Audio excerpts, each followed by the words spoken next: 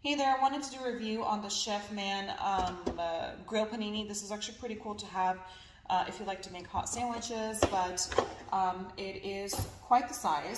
So it actually fits two big sandwiches quite comfortably right there. As you can see, like one right there, so pretty spacious.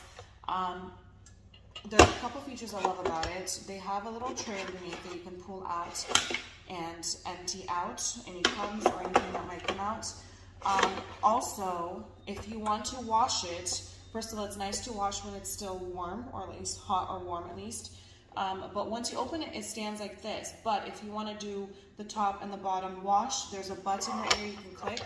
So once you click that, it will actually lay it down flat. So you can wipe it down, clean it up, and then close it up. So that's a really good thing.